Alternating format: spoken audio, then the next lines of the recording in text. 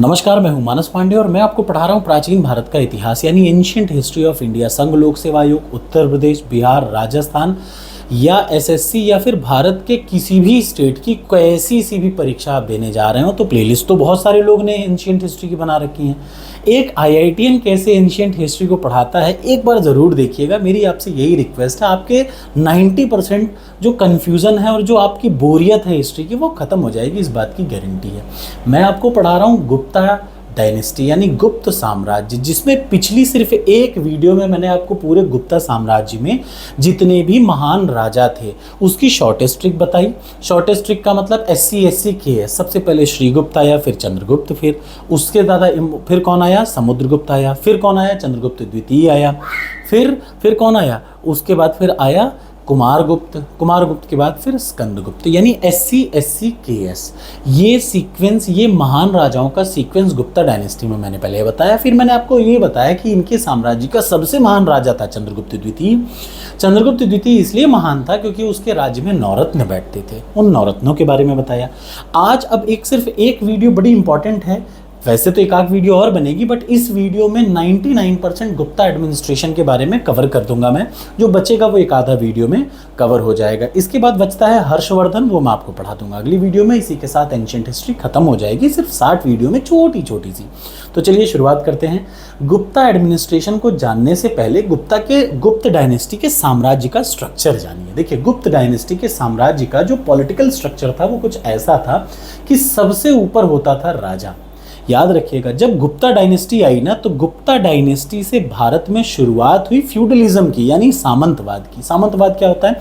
जैसे राजाओं ने अपने कुछ इंपॉर्टेंट पद अपने लोगों को दे दिए और उन लोगों ने अपने पदों को वंशानुगत बना दिया। वंशानुगत का मतलब अब यही आदमी इस पोस्ट को देखेगा। जैसे दंड नायक कोई है, महादंडाधिकारी है, तो उसने कहा कि अब मेरा बेटा ही देखेगा। उसको वंशानुगत बना दिया कि और कोई नहीं, वही, चाहे बेटा गधा हो चाहे जैसा भी हो, अब वही बनेगा।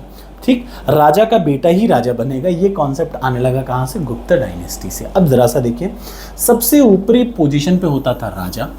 ठीक, राजा के नीचे उसकी सहायता के लिए होते थे अमात्य। क्या होते थे? अमात्य। और गुप्त डायनेस्टी में जो सबसे महत्वपूर्ण अमात्य, कई सारे हो सकते हैं, लेकिन उन कई सारे अमात्यों में जो सबसे इंपॉर्टेंट अमात्य थे वो थे कुमार मात्य। साम्राज्य के सबसे महत्वपूर्ण अधिकारी कौन थे? कुमार मात्य। आमतौर पे राजा का ये प्रिंस यानी राजा का कुमार होता था, बेटा होता था, जिसको फाइनेंशियल और मेन इंपॉर्टेंट चीज़ों में रखा जाता था। तो सबसे टॉप पोजीशन पे था राजा। उसके बाद होते थे अमात्य, और अमात्य के साथ जो दूसरी इंपॉर्टेंट पोजीशन थी वो थी क्या? महादंड नायक। यानी महादंड नायक कौन है? सुपीरियर पोस्ट इन आर्मी, सेनापति का प्रमुख, सेना का सबसे प्रमुख आदमी महादंड नायक। तो सबसे ऊपर राजा, राजा के बाद अमात्य, अमात्यों में भी सबसे इंपॉर्टेंट अमात्य कुमार मात्य। उसके बाद कई सारे अमात्य, और कौन है? महादंड नायक। अब बात आती थी, चलो राज्य को कैसे बांटा गया? तो राज्यों को सबसे पहले बांटा गया, ये किंगडम होता था, ये साम्राज्य किसी राजा का क्या था? ये साम्राज्य को सबसे पहले भुक्तियों में बांटते थे। किसमें? भुक्ति में बांटते थे। साम्राज्य को किसमें बांटते थे? अलग अलग प्रोविंस का मतलब, जैसे राज्य नहीं होता, भारत में 28 राज्य हैं इस समय, तो इसका मतलब 28 भुक्ति हो गई। प्रोविंस का मतलब वही राज्य, याद रखिएगा। तो प्रोविंस को गुप्त डायनेस्टी में भुक्ति बोलते थे। क्या बोलते थे? भुक्ति। ठीक, फिर राज्यों को कई सारे छोटे छोटे विषय में बांटा गया, यानी सबसे बड़ी पोजीशन पूरा साम्राज्य को कई सारे भुक्ति में यानी प्रोविंस में बांटा गया। फिर कई सारे प्रोविंस को अलग अलग विषय में बांटा गया। उसके बाद फिर विषय से छोटी इकाई वीथी थी। क्या थी? वीथी। और वीथी से सबसे छोटी इकाई ग्राम। यानी नीचे से शुरू करें तो सबसे पहले शुरुआत होता था ग्राम, फिर वीथी, फिर विषय और फिर भुक्ति। यानी सिंपल सा ट्रिक हो गई GVVB। याद रखिएगा, ये आपको हमेशा याद रखना चाहिए। पॉलिटिकल स्ट्रक्चर, जो एडमिनिस्ट्रेटिव स्ट्रक्चर किसी भी गवर्नमेंट का है, सिविल सर्विसेज की तैयारी वाले हर बच्चे को ये ज़रूर पता होना चाहिए। गुप्ता एडमिनिस्ट्रेशन, मौर्य एडमिनिस्ट्रेशन, वैदिक एडमिनिस्ट्रेशन के बारे में आपको सब कुछ पता होना चाहिए। क्यों? क्योंकि यही चीज़ें एग्जाम में आपको बताएंगी। बेसिक यूनिट क्या थी गुप्ता डायनेस्टी में? ग्राम, फिर वीथी, फिर विषय, फिर भुक्ति। अब बताऊं तो ग्राम, जो गांव था, सबसे छोटे पोजीशन पे था गांव।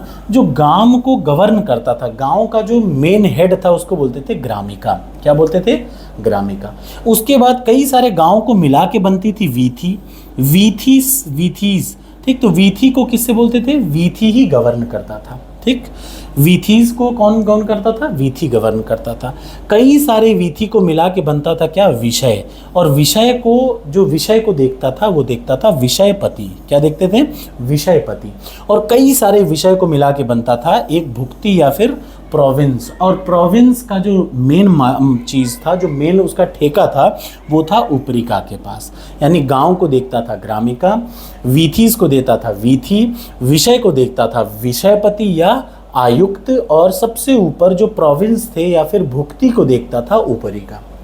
ये थी प्रशासनिक इकाई गुप्त साम्राज्य की। ठीक, सिंपल सा आप समझ गए इतनी देर में।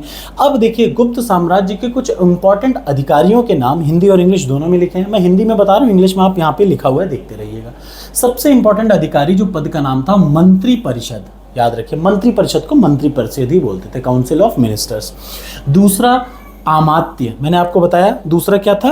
आमात्य या फिर सचिव। तो आमात्य में सबसे महत्वपूर्ण पद किसका था? कुमार मात्य का। बहुत सारे आमात्य थे। ये कौन होते थे? Executive officer in the charge of various department, मतलब मंत्रियों की परिषद हुआ करती थी जिसमें आमात्य हुआ करते थे। और क्या है? संधि विग्रह का।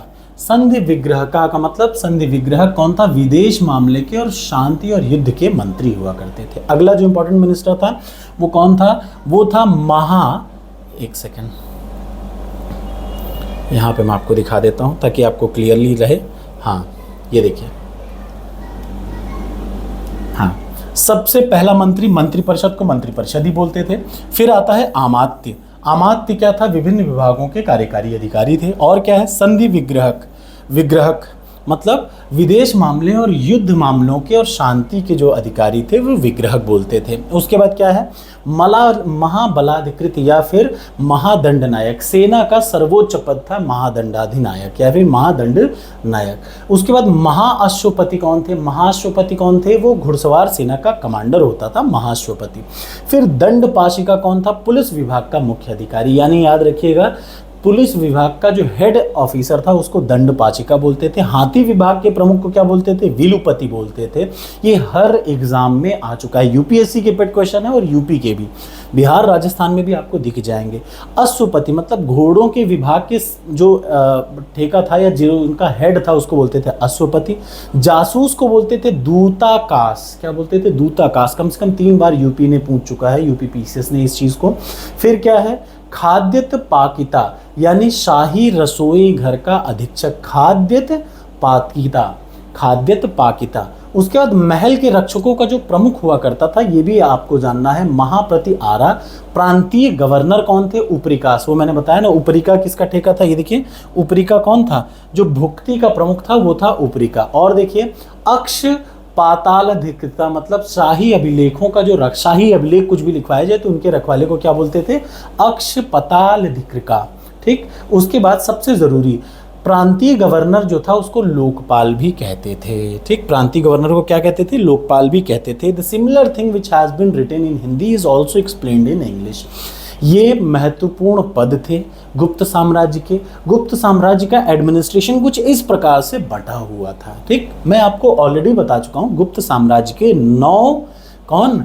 चंद्रगुप्त द्वितीय जो सबसे महान शासक था उसके समय के 9 रत्न के बारे में। कौन? धन्वंतरी, कालिदास, वरुचि या कात्यायन, फिर शंकु, फिर विट्ठल भट्ट, फिर वारामिहिर, अमर सिंह, शपर्णक और फिर हरिसेन। ये 9 लोग 9 रत्न कहे जाते थे। इन्हीं से पढ़कर या इन्हीं से कहीं ना कहीं प्रभावित होकर अकबर ने अपने 9 रत्न बनाए। तो अकबर के 9 रत्न से शुरुआत नहीं हुई 9 रत्नों की, बहुत पहले से शुरुआत हुई। वीडियो अच्छी लगी हो तो लाइक करिएगा, आपकी इच्छा हो।